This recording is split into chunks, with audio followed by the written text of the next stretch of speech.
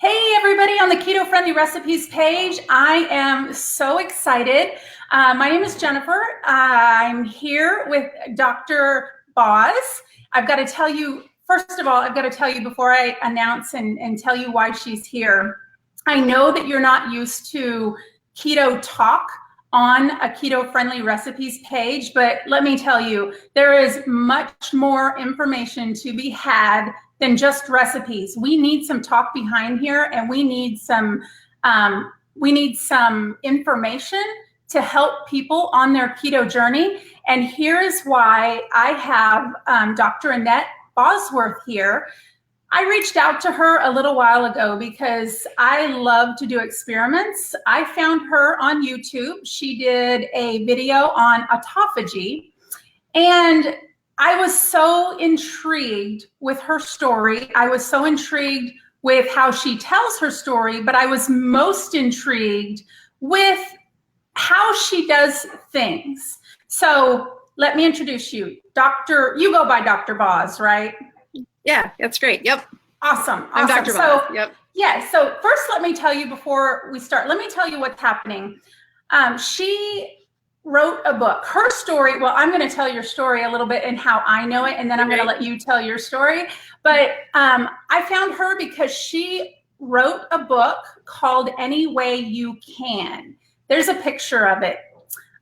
This book is an amazing story about her mom and the struggles that she has with cancer, and how Dr. Boz learned about the ketogenic diet and had helped her mom through a very long process through fasting. Well, I was immediately intrigued with the story because the book was never a thought when she was going through this. The book was kind of documenting the process through it.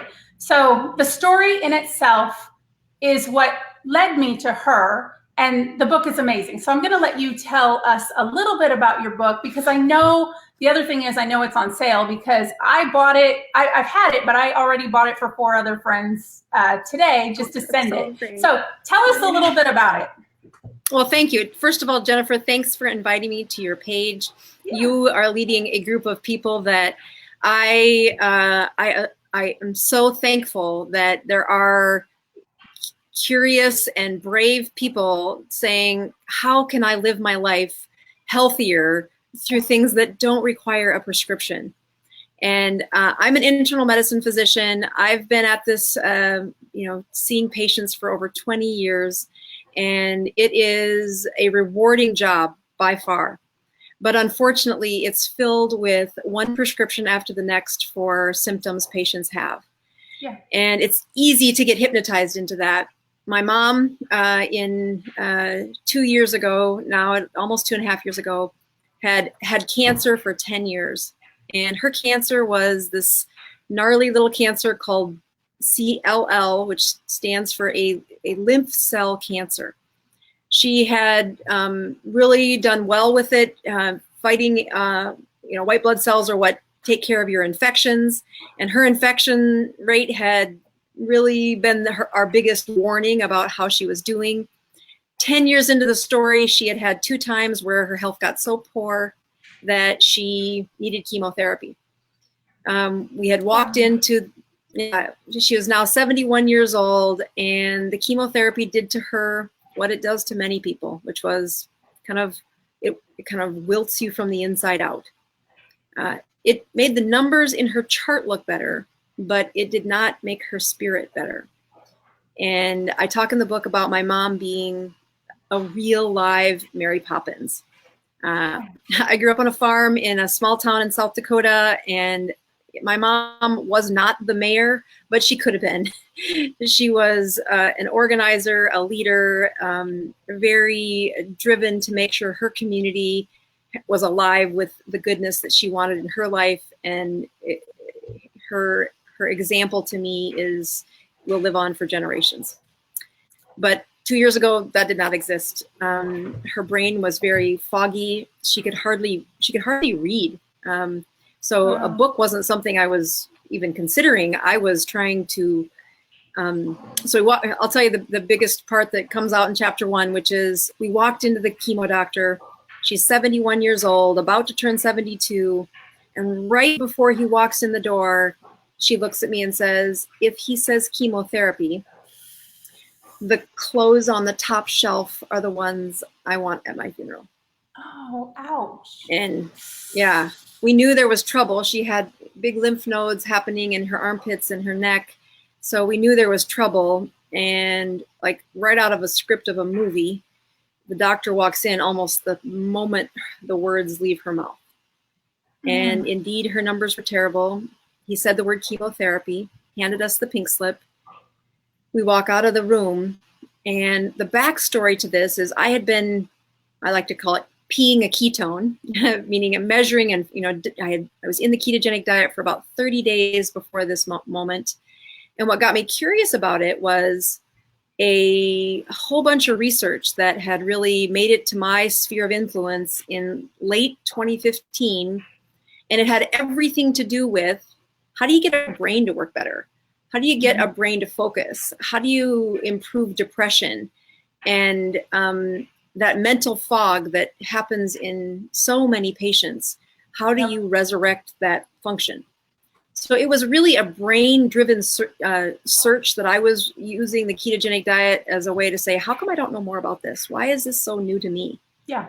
And in the midst of that, I came across this literature in several places that was using the ketogenic diet for cancer. And then set aside the weight loss. That was like, oh yeah, that's there too. Yeah. But the two biggest parts that were just driving me to keep searching. I mean, I canceled clinic one day where I said, I just need to not have any more distractions. Every patient that I see from this point forward, where I don't have a good understanding of how a ketone or ketogenic state or ketosis chemistry impacts them, it should be malpractice. I should know this. So wow. I made a very poor financial decision, said everybody go home. I can't do this. I have to go sit still and study this. I've never done that in 20 years. Wow. So here I was in the moment we're walking out with our pink slip, and I said, here's this woman who is everything to me, and she was dying and she didn't want to live. She wanted to say, forget it. And the longest she could have survived at that point was 6 months. And I said, Mom, let me show you what I would do. And it was a magical moment where she completely trusted me. And in the book, you explain that so well too, how you asked her, Mom, do you trust me? No, do you really trust me? And of course, I listened to your audiobook and I get to hear your voice, and, I hear all the emotion in it. So I feel like I went on that journey with you. So, as you say the words out loud, I get goosebumps again, because the moment is so real. It's like it was yesterday, and it is. I mean, I know her life is right there. I ask, can I have permission to that's what you do as a physician. You take people's lives in your hands and you make these decisions. Yeah. But boy, when it's your mother's life, it's no less heavy, but it is more emotional. And that moment is very real, where I'm like, no, this is what I would do. And, I think some of the most powerful parts that I hope come out of the book are ketogenic lifestyle is easy the first couple of weeks because it's new and exciting, and, people do feel better. But really, this is a chronic disease management. And as an internal medicine physician, that's what we do. We are the disease management specialists. And to do a long game, what is the long journey for somebody who wants to be on a ketogenic diet and gets past that first little hiccup of, fast, of the keto flu and, your body's first shifting. But what happens after week 3 and then week 10 and then 2 years and then that plateau? And those are the places where we connected. Yeah. So that's the story about her book. So first of all, we've kind of been talking, Dr. Boz and I, we've been communicating back and forth. I contacted her because I feel as though she can add so much value to the keto community. And I do run the Keto Friendly Recipes page where I do help people to cook in the kitchen and provide meal plans and provide support in that way. I also run the Low Carb Inspirations plus Keto Friendly Recipes page, plus the Beef and Butter Fast page. So I am definitely a supporter, but I brought you on specifically because there are things that there are tons of us in the group. And I'm going to say the group has probably over 500,000 people. And I hear day in and day out of struggles. So I talked with you. I asked you if you would come on, help those people who are struggling. And here's where we are. And I'm going to be completely honest with my audience for just a minute, because I have been doing keto since February 17th, 2017. Okay, I have lost 50 pounds. I am very proud of where I've come from. I will live either keto or low carb or something for the rest of my life. It has been life-changing for me. I do it for weight loss. There are people in the group that do have cancer. There are people in the group who do it because of seizures. There are so many different ways that people do keto or low carb for different reasons. I reached out to you and talked about a weight loss plateau. It's like I am right at the 200 mark, and I know there are so many women in the group that are right there. It's like we bounce from Wonderland, that means in the ones, to just above. And it's almost like I felt like there is something happening with our bodies that we do not understand. We are living this lifestyle. We are doing good. We are in our macros. Heck, I do the beef and butter fast. I do amazing every time. I always lose weight. And then I go to the weekend. I'm still eating keto, not so strict. Things happen. So Dr. Boz and I are she's going to consult me online in front of the whole audience. And we figured that this would be the best way for us to teach other people kind of by example. And like I said, this is way out of my comfort zone, but I'm willing because first of all, I am such a helper that I want to help people. I also want to figure stuff out. So when I can't help people, I can't help myself, and I can't help people with something I'm struggling with, I got to bring in the experts. So that's why Dr. Boz is here. And first of all, because I just had to tell her story about her book. Now, let me just also say, I've already read her book. And I'm such a busy person that I had to stay up late to read it, but it left me just wanting more. It was one of those books I couldn't put down. It's because it's packed with so much information. I know we haven't done a consult yet, but just because I've read the book, I can almost guarantee that I probably know what you're going to tell me. And I don't want to give that away. No. I don't want to, because I kind of don't want you to tell me what to do that yet. I'm going to wait for that. But the reason why I'm saying that is because I know you're consulting me, and this is not meant to be you to a doctor to the audience. It is just because you and I have a patient-doctor relationship and not anybody else. I'm bringing this on just so people can see and learn from my issues and hopefully educate them. But what I really want to say is, get the book. I think it's on sale for 99 cents this week, isn't it? Yes. It is. Absolutely. Mm-hmm. So the ebook is 99 cents. And I will tell you that, I have a following from the book, just kind of answering questions through Facebook, through, social media. And I'll tell you, I'm so far behind in the questions that I get asked that this is a great example of, it's the same questions. There is a learning curve where if you can get a few experts who have the understanding of a ketogenic diet, and then you get somebody brave enough to say, just be willing to be vulnerable in front of people. Your plateau is everybody's plateau. There are a few rules that the human body will not make an exception to.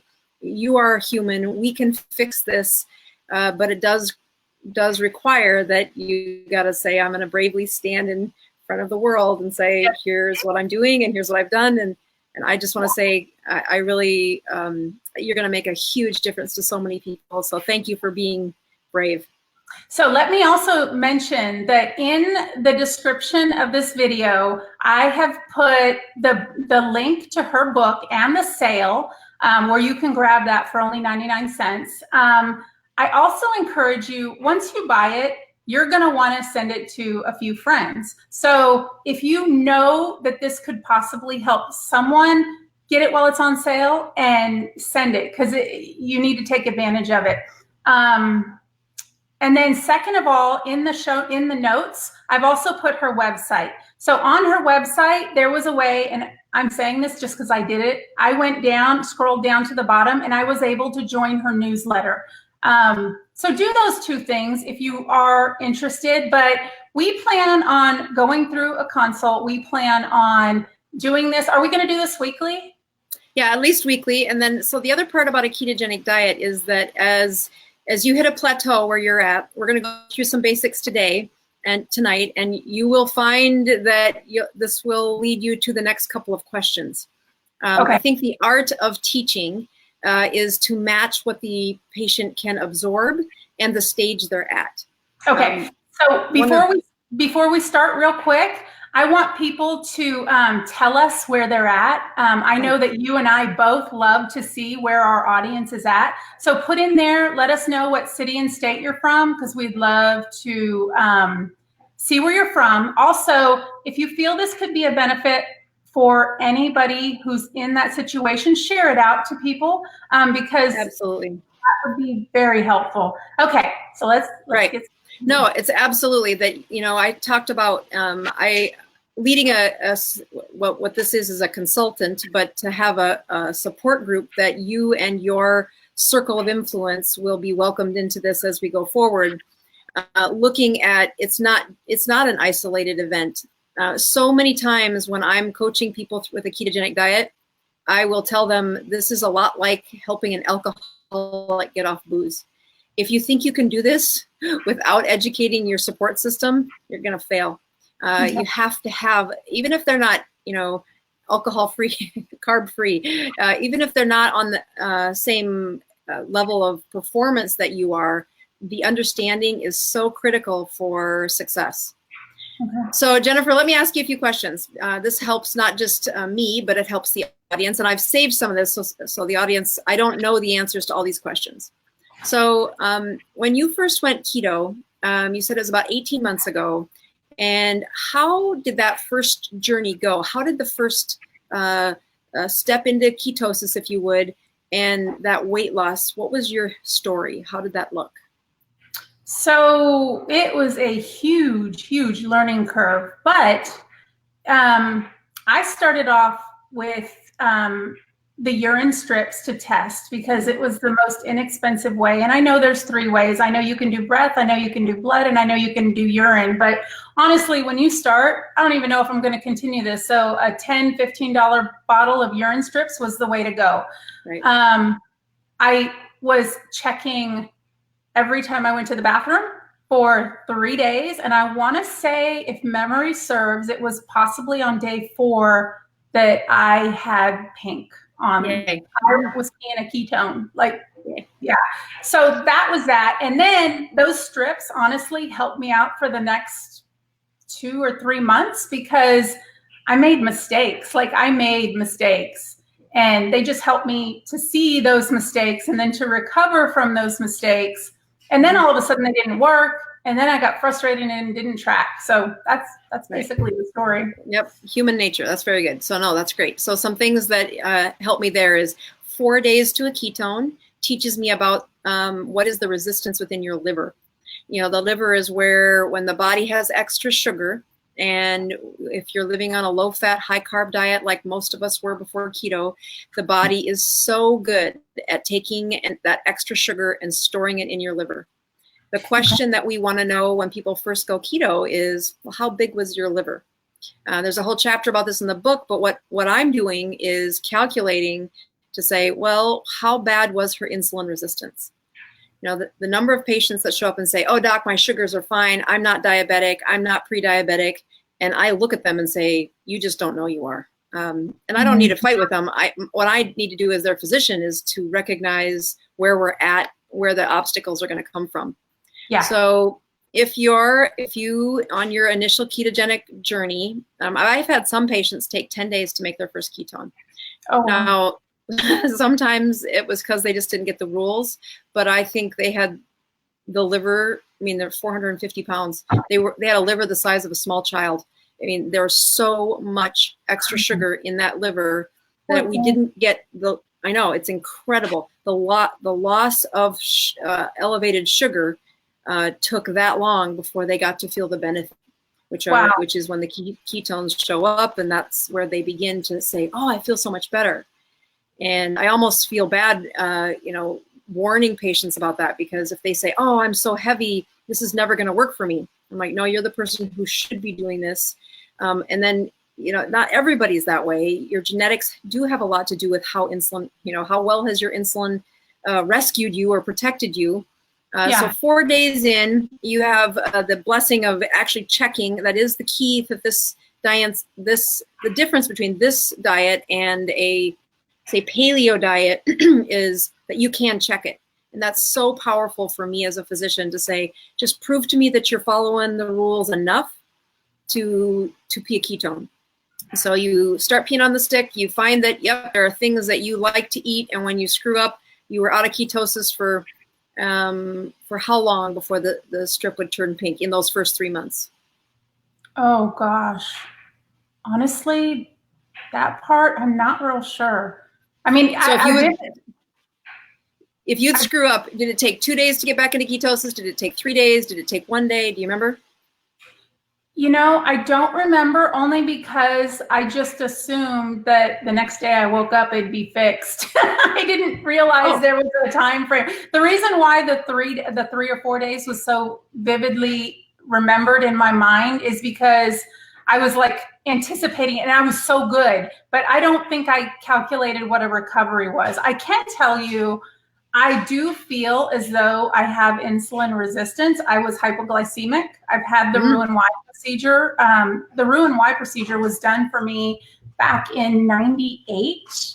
Oh, wow. So I've always struggled with weight, but I don't have the answer to that question. That's just a little more history. But even all that history wrapped it together gives me a sense that, yep, okay, it took her 4 days to pee a ketone.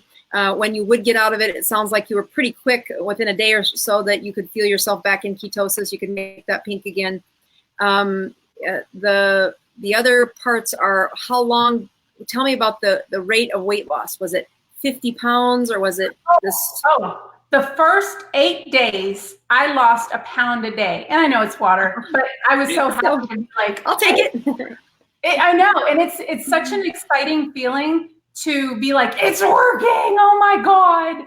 And then I just felt so much better. And I've always been a sugar addicted person, like sugar. Like I've never done a drug in my life, honest to God. But I feel like I know what a drug addict feels like because the sugar was my drug. So when somebody says, oh, I can't do that, I need my carbs, I don't feel good, I'm like, I was controlled by sugar and carbs. There's nobody more controlled than I was, I swear. And when you get that sense of feeling, when you've done keto for a couple of months and you are relieved and not controlled by that, it is such an amazing feeling. It is freedom, absolute freedom. All right, so we've got somebody who. So how long before the 50 pounds came off then? Oh my! You know, my mind goes blank after that because it turned into a lifestyle, and I didn't care as much. So I don't really know. So let's do the reverse of that question. How long have you been on a plateau? I'm going to say about 4 or 5 months. And I say a plateau because I'll do the beef and butter fast and I'll do really good and I'll lose and then I'll bounce back a little bit. And I'm doing this. I'm doing the yo-yo now. So it's like if I just stayed on the beef and butter fast really strict, I would be great. But life No, I would, but Mm-hmm. life is life, and Oh, no, and it is not just you, that journey of when they get to a plateau. What happens if somebody doesn't kind of educate them through it is they'll give up. As much as you feel good and you've committed to a lifestyle, you also have the accountability of your fan page that, you know, keeps you accountable, keeps you going in the right direction, keeps the rewards. But to be at that plateau for several months says your body has adjusted. You have reset the chemistry for what is stable in your system. If you did go back to a high carb living, you would be back to insulin resistance like that. You would put on 30 pounds within a month and a half. I've seen it over and over again. I equate it to, you know, as a internal medicine physician who takes care of chronic illnesses of brains, I take care of lots of addiction. I mean, sex, drugs, rock and roll, cocaine, heroin, it's all there. And when people are in recovery and then they relapse within, you know, that brain is wired to feel good from dopamine. And when you practiced using glucose as your dopamine supply, which is, that's not a joke, that actually happens, you will launch right back into that pattern. And that, because of what your insulin did before you went keto, because you were insulin resistant, those memories are there in your system, and you will put that weight right back on. So that's why I felt like that was my drug. That's a real thing. Absolutely. Oh my God. I swore I'm like a druggie. Oh my God, the sugar's my drug. It's true though. Oh, there's PET scans, functional MRIs and PET scans that show us what happens when an addict of sugar thinks about it, imagines it, has a dream about it. And it's just like a using dream for an alcoholic. We can see that there was no alcohol in their brain, but they dreamt about drinking, and the dopamine in their brain fired, and it was as if they were drinking in their sleep.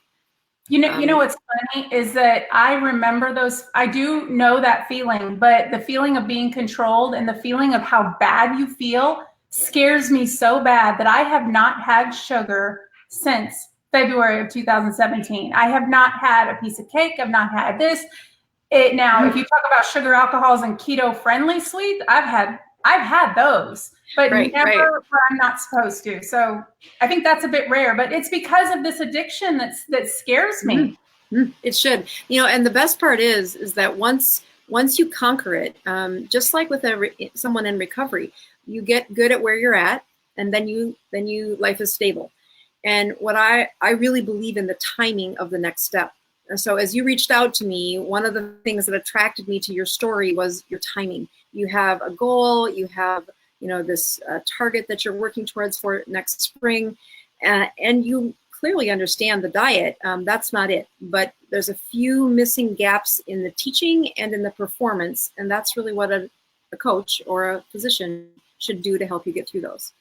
Awesome. So let's do a couple things that just give me and the audience a little bit more about your history. Okay. When we first talked last week, we tried not to have this conversation because we wanted to do it live, but I did have you go out and get some measuring tools to do a better job of knowing what is your blood sugar and what is your blood ketones. Yeah. So, first of all, tell the audience what that meant to you. Like, why didn't you have those tools in your house before this? I didn't have those tools because I know what I'm supposed to eat. I know the foods to stay away from. I have the pea sticks, but I haven't used them forever because I don't need them. They help me get where I'm at. Although now that I'm stuck, I'm like, do I eat beef and butter? Do I do just absolutely super strict keto all the time and try it, or I'm just really trying to do this? But you had me get a blood ketone meter and a blood glucose meter. And of course, I'm a research person, and I chose the, what did I choose? The 406. Yep. I didn't put that, by the way, I didn't put that meter in the notes, but I will go back and put that in there because it is the only meter that I found that does glucose and ketones in the same meter. Like, you don't have to have 2 meters, and it's got this neat Bluetooth thing. So I ordered it. I got it just 3 days ago. So I was I don't like blood. I don't like to pricked myself, but you know what? I am on a mission and I'm going to fix this, and I am determined, and I have a goal. So if I have to prick myself every day, once a day, twice a day, 10 times a day, then oh my God, we're going to do this. So here's the good news is that you, timing, okay? I don't introduce blood checking to the newest keto. A new keto patient, I have urine strips, we have behavior, we don't count calories, we count carbs, and we look at blood pressure, we look at the things that are easy and not inflicting of pain. Going to the next level where you're at, again, it's about timing. So you're committed and you're also stuck. The solution is going to be unique. It's going to have a general theme. This is going to be what happens to patients, but you'll know exactly how to get out of this stuck by looking at your numbers. So the first thing, when you first poked your finger, how bad was it? How bad was it? Yeah, like okay, you're gonna laugh because on this meter that I have, it has a dial, and I had it on the littlest dial, and I didn't even poke myself to get blood.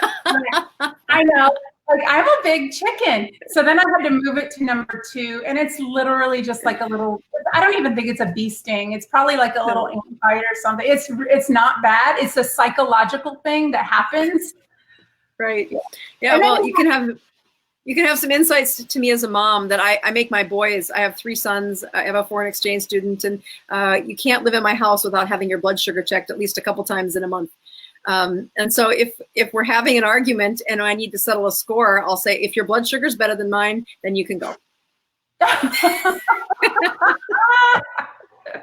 I do believe that you imprint on your children, just like Mary Poppins imprinted on me about my commitment to my community. I do think teaching my kids in the world of abundant sugar that you can test this, you can look. But I'll tell you that fear of poking yourself, they go in waves. Some months they're very brave and they do just fine. And other months you're like, oh, we've regressed. But you're not alone in having that fear. But I point it out because once people have done it a couple of times, I mean, I've walked patients with, young patients that are diabetic through how to poke their finger. And once you get past that, it really isn't that big of a stimulus. But the power of knowing where you're at, you won't have to do it forever, but it really is the key to accountability on how you're doing. Hey, let me stop you for just a second. I just have to put this comment up here because this is my Aunt Sherry, and she lives in Minnesota, and I'm 38 units of Landis and metformin. Is that metformin? How do I start the keto diet? So I'm gonna say what I normally say is stop the carbs and sugar first. Do it simple. And then what you do is you concentrate on adding fat, MCT oil, amazing, drizzled on salad, butter, healthy fats. And then once I say start small, because after that, once you've cut out the sugar, cut out the carbs, you've added fat, then you get to the next step where you can concentrate on your carb limits of 20 grams. Stay within 20 grams. So there's full steps to what you do. And would you agree with the advice that I give there? Yeah, when you look at what would kill her. Okay, so as a physician, I have lots of patients. I host a free keto group in my community that the only ticket to get in is that you have to have read the book or watched several of these YouTube videos. We don't want you asking the definition of a ketone on step 1. But so many of them are that story exactly. This is where I'm at. And we start by saying, well, what would kill you? And the answer is chronic use of Lantus insulin. Your body has gotten used to that 38 units. And, make sure you know how to check your blood sugars because the answer is in the sugars. But when you cut those carbs down to 20, within a day, you'll see those sugars drop down, which means you need to cut back on that Lantus. So we make sure that the patient's ready. If they stop their insulin, their sugars will go really high, they won't die from high sugars in a day or two. They might die from high sugars over the course of 10 years. But that short term, we got a chicken and the egg. How committed are you? You know, I would really encourage her to read the book, and that scene where I have my mom saying, we are at your cupboards. We have boxes filled with food that you need to not be tempted by. We need to clean up your space. I make house visits to my patients to say, if you're going to be on the ketogenic diet, I will be at your house at the end of 7 days. Those cupboards need to be cleaned. You cannot have, you cannot have those temptations that close to you. And they'll say, but the kids, the grandkids. I'm like, no, we are doing this for real. If you want my help, you need to be committed. Yeah, and you're talking total carbs. Somebody's asking net carbs or total carbs. I say total carbs. What total carbs? Yep, absolutely. Yeah.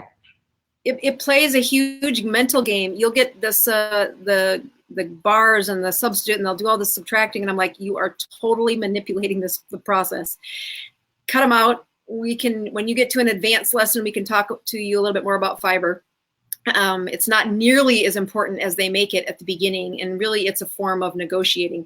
It's like the alcoholic who says, but doc, can't I just drink the non-alcoholic beer? And I'm like, no. We are trying to improve your choice of coping skills here, and in the form of sugar, we do need to just be truthful about what the expectations are. And you know, the other part is they don't have to be perfect. We're not looking for perfection. We aren't angels. We are all people, and that you're going to have chapters where you do well, and then you get used to you're doing well, and then we improve this and we improve this. So that's what I would tell them. Awesome. So why don't you show the group what your sugars were the first 2 times you checked them? Okay, so here's the first one. This was, I think, before lunch. I had a 67 glucose and a 1.5 ketone. Very good. Yeah. So when I look at those numbers, here's what I can see. I can see that your body is definitely keto adapted. We use something in my clinic. We talk about the ratio, and I kind of did this. I wrote about this in the book. I used some of the data that came from the cancer research. They use metrics from a different country, so then you have to convert and do these other things and look at a ratio. I found that most of my patients wouldn't do that much math. More importantly, my mom, who was my #1 patient at the time, was too sick mentally to do that much math. She could take the 67, she could divide it by the other one, and then we had these ranges. And so if you take 67 divided by 1.5, what did we say that was, 40 something? 44.67 or something like that. That is a great ratio. So it says, yep, the chances that your body is in a ketogenic state, it's really burning ketones. For that chapter right there, you're losing weight. That's a good zone. When that ratio is somewhere between 40 and 80, good job. The closer to 80 you get, the less confident I can be that you're losing weight. And that's my next one. Let me see if I can add this up here. So that's my next one. Is I fasted. This was a morning fasting. I don't understand how I eat so well during the day, and I seem to be well during the day, but I go to sleep, and then I wake up with these like barely in ketosis and 80 glucose. Like what? Well, so let's be clear. A blood sugar of 80 when you wake up is a great sugar. It's not bad. Ketones of 1.0 are also a very good sign that you're in a ketogenic state. Okay. Now, that ratio, though, does give us a hint that there is insulin resistance present. Okay. So what will be telling is if you get a chance to go to my Instagram and look at my blood sugars. I do this for my patients. I think that the example of posting my sugars and my ketones has been a huge learning curve for patients, that I am a healthy 47-year-old woman that has blood sugars over 100 sometimes. And it is because I did spend a chapter of my life insulin resistant as well. And that will come back as soon as you start teasing those blood sugars with too much of a job. But let's go back to that 80. So you got up in the morning, and what time did you check that blood sugar? I vividly remember that was 7 o'clock. Okay, and how long had you been awake before you checked the blood sugar? Probably 15 minutes. Okay, so I'm going to coach you that the next time you check a blood sugar in the morning, it tells me so much if you can get that very first blood sugar right away when you wake up. I put the kit next to the toilet because I sit there and say, okay, don't get too much energy, don't spend too much energy, because as soon as your body is churning, in fact, if you have that, I wake up, but I kind of fall back asleep. That part where you wake up, if you can just wake up enough to check your sugar, even just once or twice, it would be great to see what is the sugar before all that cortisol gets moving around. Cortisol is one of our stress hormones that wakes us up. And as soon as the cortisol comes into the system, it rises the blood sugar. The blood sugar is going to come from storage, whether that's a muscle cell or a liver cell. It depends on what's got the access. But most of the time, even in ketosis, it's going to come from liver cells that have extra sugar stored in it in the form of glycogen. So then the next question that's really important for that discovery is, what time the night before was the last time you put anything in your mouth besides water? Okay, so I know for sure that I had a very busy day and I ate late. So I'm going to say, I think I ate dinner really late. Like, I never eat this late. It was probably 9, and then I probably went to bed at 10 or 11, maybe. So and I normally don't eat that late. Mm-hmm. And I'll tell you, that's why. Can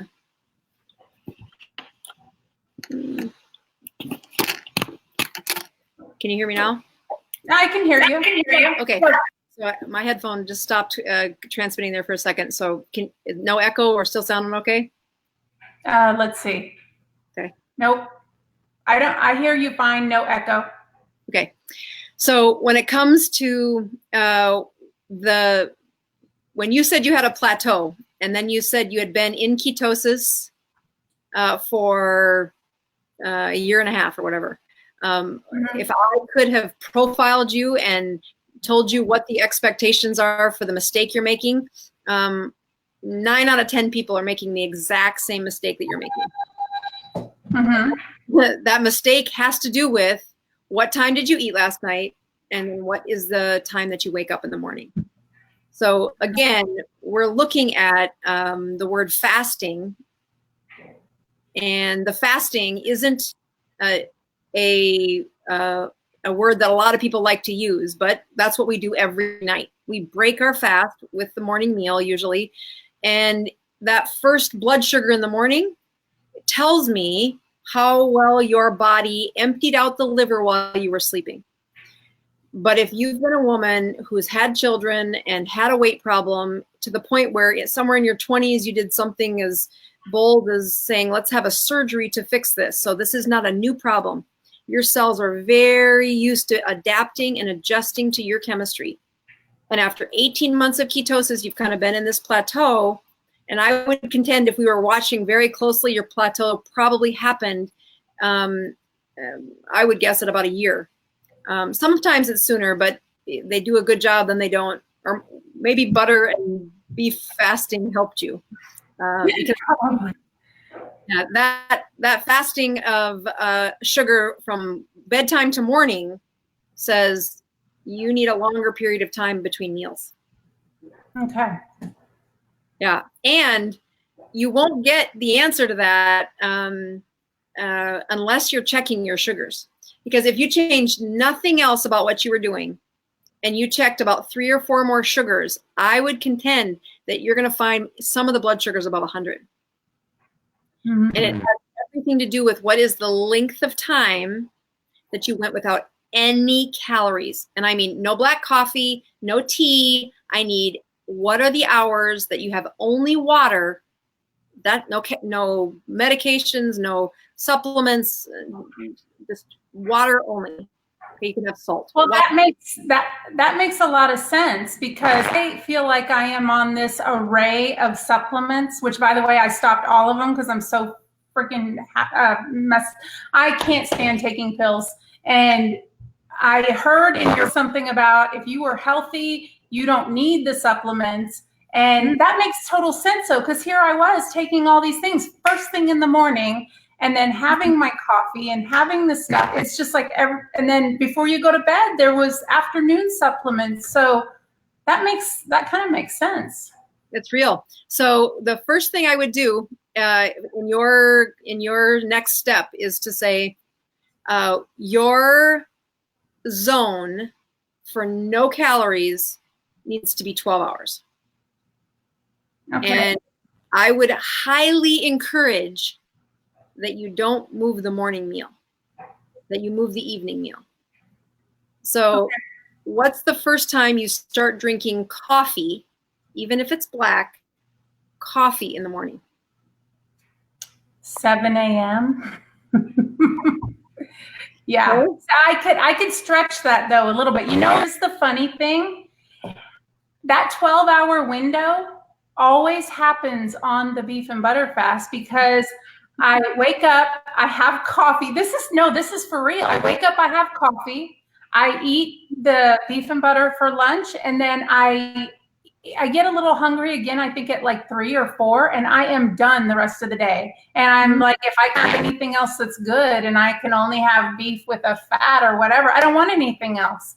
So that naturally happens on that fast challenge that we do. And well, that's interesting. Would you like me to explain the chemistry of what's happening on your butter fast, your beef and butter fast? Yes. Oh my gosh, yes.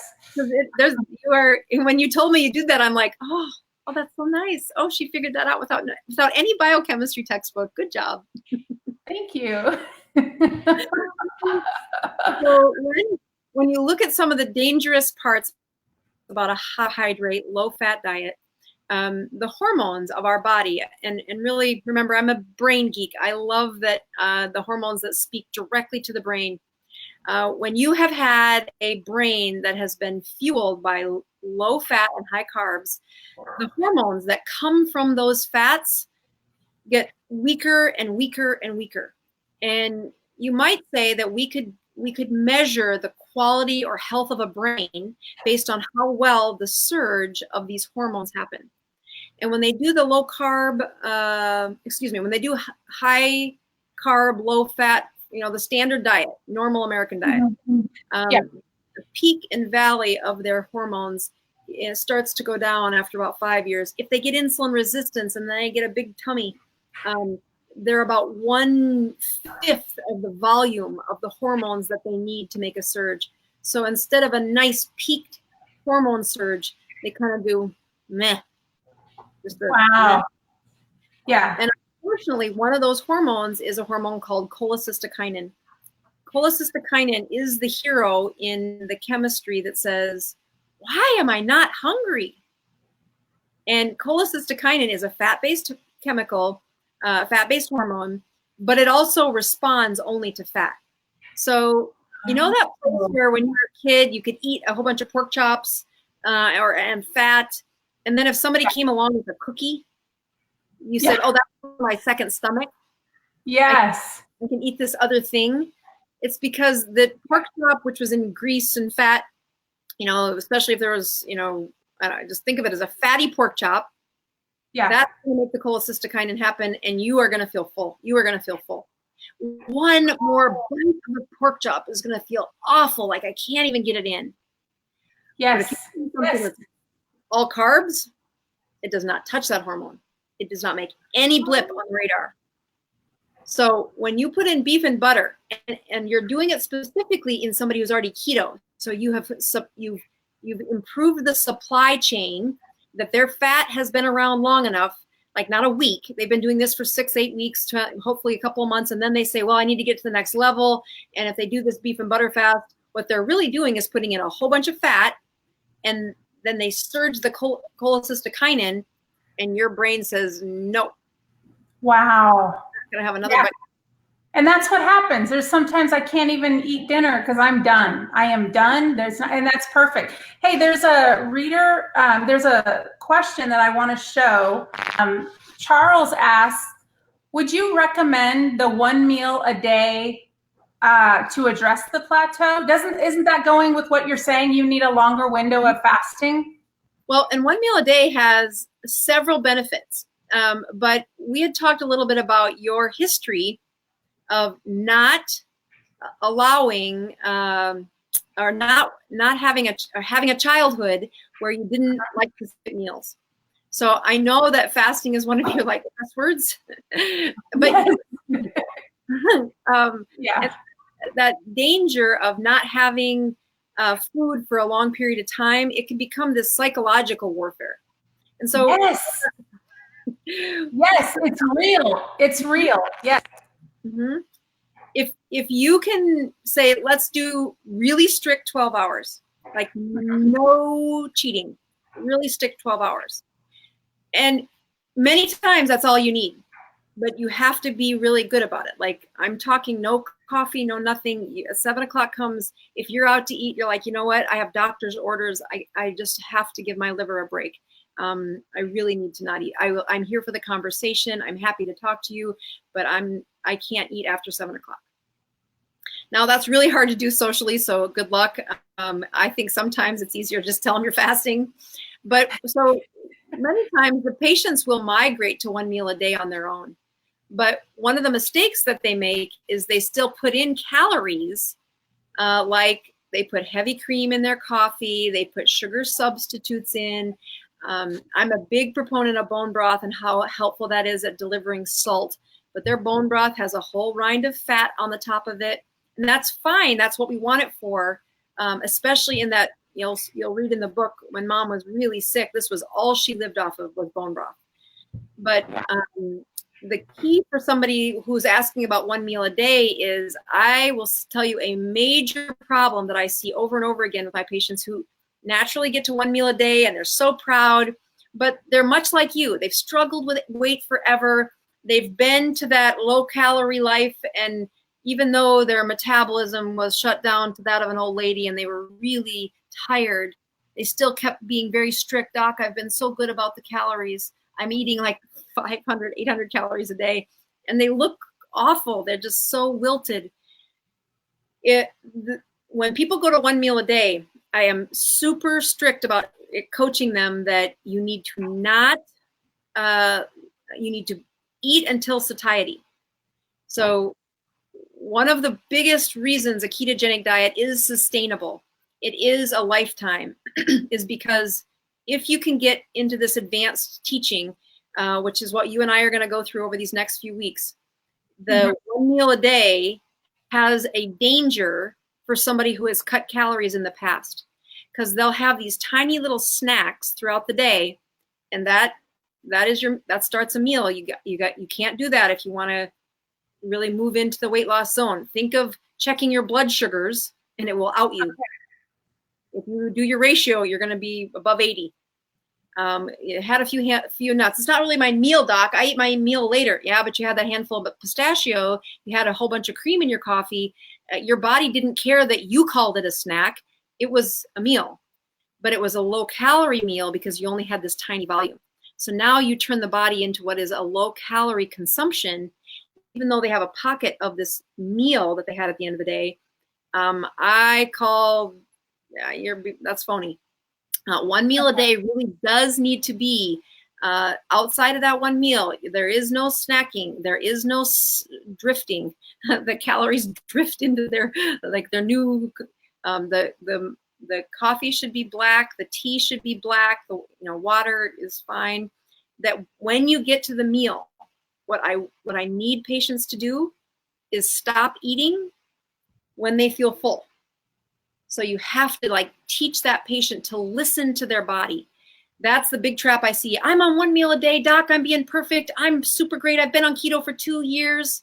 And I'm like, yeah, but if you carefully take the history, there's trickle effect happening.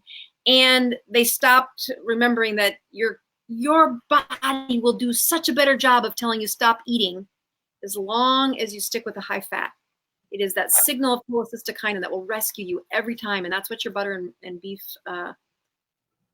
fasts will do to your people too. That's so interesting. Awesome. So we have 7:54 Central Time. I think we only were going to do this for an hour. I think that's the most we were going to do. So yeah. I want to just make sure that you hear very clearly so that we don't overlap. And that is, number one, I would love for you to check your blood sugars. If you be sure to, when you check your blood sugar, check your ketones with it. I love it when patients just take a snapshot like you did with the ones you had and post it, like so that I can see it or the people can see it. Not only are you going to be accountable to all of your support system, but I do it too. I do it every week just to kind of show patients, this is what I do, this is what the numbers do. It always sparks education for people. But as you move to this new layer, we're not asking you to do this long 72-hour fast. But what we are asking you to do is get morning fasting sugars. And for the next week, I want you to be really good about checking them and posting them first thing in the morning. So don't worry about the rest of the day, just check first thing in the morning. And the second thing I want you to do is in the morning, I want you to tell me what was the last moment calories went in your mouth. Got it. So I'll tell you what I'll do. Since you post yours on Instagram, and I'll post her Instagram link because you can search Dr. Boz and it'll say Dr. Boz, Annette Bosworth, and follow her on Instagram. I will start posting mine every time I'm on Instagram, and then I will note on there the last time I ate. And so there's another question. What about sweeteners like stevia? I was fasting and still using these in my coffee. Don't you say no to those sweeteners when fasting? Because it doesn't trigger insulin, but it's still. There's several hormone things that happen when they do that. And what I've learned is if you're in a plateau, I'm only asking you, Jennifer, to fast for 12 hours. If outside 12 hours you still need your sugar sweetener, we can do that. Again, if you push people too strict, too fast, okay, they get stuck. So saying that these 12 hours a day, we're going to just start, the first week is with 12 hours and then get me some data. Okay. That is a powerful, like, don't overwhelm you. We want you to succeed. If I push you to running a marathon instead of just jogging a half mile, people fall and stub their knee. Got it. Okay, so just to recap, I'm going to take my blood sugars when I wake up in the morning. I am going to fast 12 hours a day. That doesn't seem too difficult for me. I just have to be more disciplined. So that doesn't scare me. The 12-hour fast, if you said that, I probably would have been scared. So that's very doable for me. I mean, I'm saying that's pretty doable. So, yes, the next time you and I, yes, definitely. You guys, remember, any way you can, the book on Amazon, the link is in this description of this video.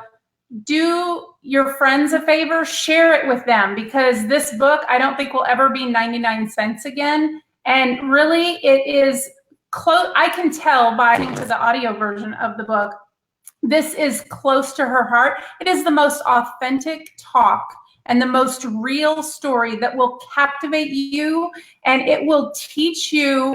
I feel like I kind of already know because I've gone through the book, and I'm going back through it again. And I've ordered the hard copy so that I can go, because you mentioned that there's chart there and stuff that I really want to see. So I have the audio, I have the Kindle, and I have the hard copy. But, you know, just because I like to hear it on the go when I'm busy. I want to go back and reference it when I need something. And you have all these calculations in there. You have tips in there. It's really good. I'm very happy with the book. I don't normally talk so strongly about a book, but I really do. That's why I contacted you. So, I think we will connect. I don't know if this will be a Sundays thing between your schedule and my schedule. We're going to try and make it a Sunday thing. This will first be a weekly thing. And I will post it on the page as a schedule as to when we do this again. So, yeah, The other little thing I'd like to give you a tip about is that if you're running into troubles, if you're saying, oh, I just really wish I could have her answer this question, we can do this for just a quick 10-minute or 5-minute, answer the question. The good news about these videos is they do stay live. And I will tell you the next couple of weeks are where people have the struggles. So if you save your questions till we do our next consult, that's great. But if you're really frustrated, we can do a quick, just answer the question real fast. And I've just found that those are meet the needs when they happen, and that gets them coached through the next part. So. Great. Okay. Well, just the audience, if they want to find you or any of your other amazing videos, not only can they find you on Facebook, but they can find you on YouTube. If you guys want to follow the story of her consulting me, the journey and the end of it, I hope to be the end of it soon. We will continue that here. It's going to be, I know it's going to be a process, and we hope to teach you guys as I'm learning too. So thank you so much, Dr. Boz, for being on. I really appreciate it. I appreciate your time. I know you're helping lots of people. I'm very grateful for the help, and I'm just so happy we can do this live so we can help other people. Right. You're going to change a lot of lives because you're making the same mistakes several of the folks make. And once you get this calculation figured out in your head, we get to see your success too. Awesome. I'm signing off any way you can. Okay. Thank you.